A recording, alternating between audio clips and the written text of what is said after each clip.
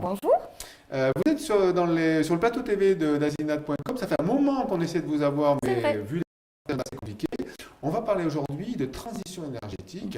Alors, on rappelle un petit peu que vous avez un passé Tout à et que fait. vous avez beaucoup œuvré pour ce sujet-là. Est-ce qu'on peut rappeler un petit peu au niveau national de quoi il s'agit? Oui, effectivement, il y a une loi qui a été votée qui nous a pris pas mal de mois au niveau du Parlement. À partir de 2015, elle a été votée en 2015 sur la transition énergétique.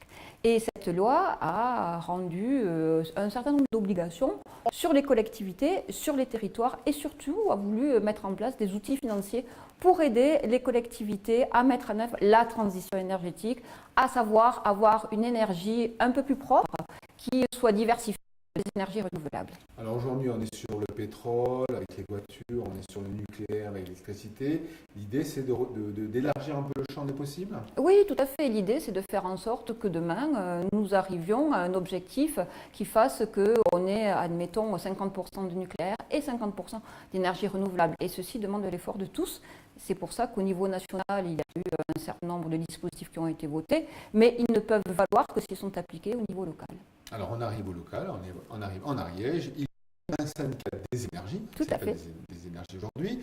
Il s'occupe de quoi, ce syndicat? Alors, ce syndicat, son métier premier, c'est la distribution de l'électricité et des réseaux de distribution, avec notamment, effectivement, Enedis, qui est Alors, l'autre acteur local. il s'appelait autrefois le Syndicat des collectivités électrifiées de l'Ariège. Il a changé son nom depuis 2 ans environ pour pouvoir vraiment se diversifier, pour porter d'autres services aux collectivités et aux populations, et notamment dans le domaine des énergies renouvelables. Donc, alors, il y a plein de politiques qui sont un peu cachées, on va dire. Pour les Ariégeois qui se baladent dans la rue et qui voient, qu'est-ce qu'on peut voir en premier concernant cette politique? Alors cette politique, elle se concrétise aujourd'hui par notamment la mise en place de bornes de recharge électrique dans tout le département de l'Ariège. Il y a un programme de 45 bornes qui va être mis en place, dont une notamment sur Mirepoix, que je viens d'aller vérifier un instant, qui marche très bien et donc qui est ouverte à toute la population, avec la possibilité de se brancher avec un badge, le badge Révéo, qui a été mis en place par l'ensemble des syndicats d'Occitanie et qui permet d'avoir une couverture cohérente, non seulement de l'Ariège, mais de toute l'Occitanie, voire même de toute la France. Donc, qui dit borne, dit une voiture électrique qui se balade et qui peuvent se brancher. Tout à fait, tout à fait. Aujourd'hui, on avait une problématique au niveau national, à savoir qu'on disait qu'il n'y a pas assez de véhicules électriques et les constructeurs ne veulent pas en faire parce qu'il n'y a pas de bornes. Donc maintenant, nous mettons des bornes. Je crois qu'il n'y a plus aucune raison de ne pas construire des véhicules électriques. Que les constructeurs se sont mis à faire des véhicules électriques et notamment, on en voit de plus en plus sur l'Ariège circulier.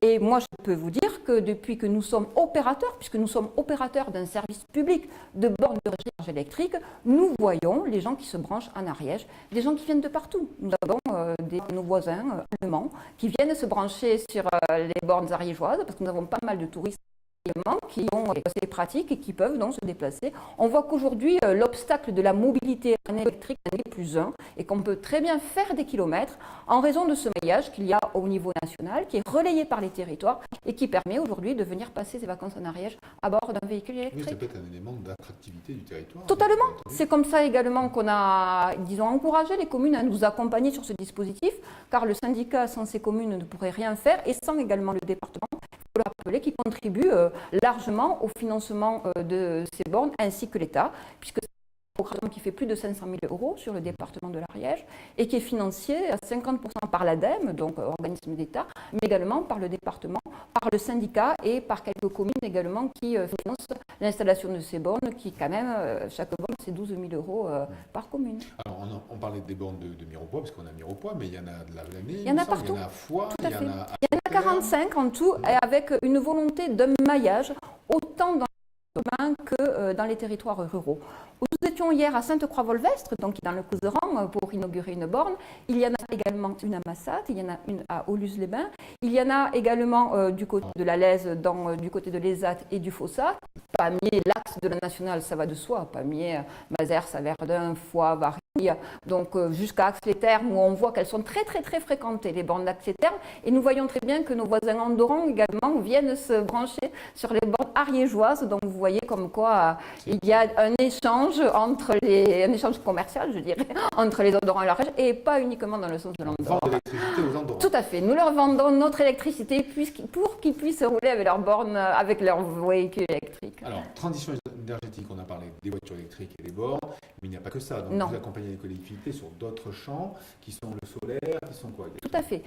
Nous accompagnons les collectivités, notamment pour la rénovation de leurs bâtiments communaux. On le sait aujourd'hui, quand il s'agit de faire des économies d'énergie, parce que le but est également de faire des économies d'énergie, il faut être en capacité de pouvoir bien isoler. Et donc là-dessus, nous avons un programme d'accompagnement avec la région Occitanie qui est très volontaire sur le sujet, et nous les accompagnons financièrement quand elles veulent faire des travaux sur leurs bâtiments.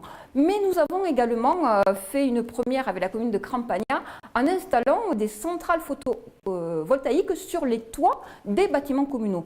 Nous-mêmes, au syndicat, nous avons une toiture en photovoltaïque qui nous permet de revendre l'électricité puisqu'elle est injectée eau, et nous accompagnons également les communes qui le souhaitent à mettre sur leur toit, communes qui leur appartiennent, des centrales photovoltaïques qui leur permettent non seulement de rénover les toits, parce que là, bien souvent c'est dans le cadre de rénovation, mais également de pouvoir faire de l'énergie verte et de l'injecter directement au réseau, qui leur permet d'avoir 4 sous également dans leur budget. Alors j'imagine qu'il y a quelques batailles avec les bâtiments de France, souvent pour mettre du solaire sur les toits. Dans les bien sûr, c'est évident. Vous le savez, nous sommes sur un patrimoine très protégé et de qualité de caractère qui fait qu'on ne peut pas tout faire et n'importe où. Donc tout ceci est étudié et on regarde bien en amont si on a la capacité de le faire ou pas, mais on a quand même des échanges, je dirais, intelligents avec toutes les administrations de l'État, puisque effectivement on a des enjeux à partager et des objectifs à atteindre qui font que si tout le monde y met des vétos, on n'y arrivera jamais.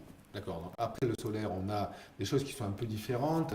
Oui. Production d'énergie autrement. Exactement. Nous avons également lancé une étude sur l'hydrogène parce qu'on voit que demain, après le véhicule électrique, ça sera le véhicule hydrogène. Alors on sait très bien que ça demande beaucoup de temps. Donc nous avons essayé d'être en avance sur notre temps, en Ariège, en mettant une étude en place qui demain, c'est-à-dire en 2019, devrait voir apparaître des démonstrateurs à titre expérimental, pouvoir effectivement, on a travaillé sur les flottes captives. Les flottes captives, ce sont des flottes par exemple des administrations, à savoir la Poste. On sait qu'il y a un certain nombre de véhicules qui sont amenés à circuler sur le territoire, des administrations, mais également des structures comme le syndicat des eaux, qui a également pas mal de véhicules pour voir si effectivement nous avons fait une sorte de sondage, il y aurait des capacités demain à recevoir dans ces flottes publiques des véhicules à hydrogène, et donc nous travaillons là-dessus avec l'espoir demain de construire sur le territoire des bornes de recharge hydrogène. Alors là on est sur quand même des technologies qui peuvent être dangereuses parfois. Hein, oui, disons qu'on a quand même eu beaucoup de progrès. Effectivement, l'hydrogène fait peur parce que l'hydrogène est en capacité. Voilà. Donc, mais je crois qu'il faut être prêt au moment où la technologie sera vraiment au point. Et si on s'y prend trop tard, parce qu'on sait que le temps de développement, c'est pas avant 10 ou 15 ans de l'avoir à grande échelle, on l'a vu pour les bornes de recharge électrique, le temps que ça a mis. Donc nous, on préfère se prendre à l'avance en sachant quand même qu'au niveau de la région Occitanie, il y a des projets qui vont dans ce sens avec un corridor de recharge hydrogène qui est prévu et qui est en capacité de pouvoir aller jusqu'en Espagne. Et puis quelque chose me dit qu'on a des entreprises ariégeoises qui sont capables de le faire. Tout à fait. Nous sommes bien placés, donc je crois qu'il faut accompagner également ces entreprises et ces volontaires dans ce sens-là. Et nous, syndicat service public de l'énergie, nous sommes prêts à ça. Bien. D'autres choses dans l'avenir? Oui, d'autres choses, parce que je crois que c'est important également d'avoir une diversification. Nous sommes également sur la méthanisation. Il y a des projets qui naissent sur les territoires, et tant mieux, de méthanisation. À savoir, les projets de méthanisation sont relativement compliqués, onéreux à mettre en œuvre, et du côté de Montaut, donc dans la Basse-Ariège, à Saverdun, 57 agriculteurs se sont unis pour faire une usine de méthanisation, c'est-à-dire que ce sont des déchets verts, et de ces déchets verts, on en fait du gaz qui est injecté sur le réseau de gaz. Donc Et le syndicat souhaite les accompagner, c'est pour ça qu'il est rentré au capital de cette société purement ariégeoise, dont nous allons produire un gaz vert purement ariégeois, et nous espérons que nous allons arriver au terme d'un certain nombre de procédures qui sont longues, mais qui au final permettront quand même de placer l'Ariège dans le top 10 des départements en termes d'énergie renouvelable. Alors on est parti de la houille blanche il y a quelques Tout à fait. années. Il y a très longtemps, et d'ailleurs moi je peux le dire car j'en ai été témoin au niveau national et de l'Assemblée nationale, le département de l'Ariège était cité un exemple par rapport à la houille blanche, et je pense que demain le département de l'Ariège sera cité un exemple par son aspect volontariste et sa capacité de démontrer que les énergies renouvelables, ce n'est pas qu'un mot sur un papier, mais ça peut marcher. C'est bien, en tout cas, bravo. Merci. Oui, oui, oui. Nous, on a le recours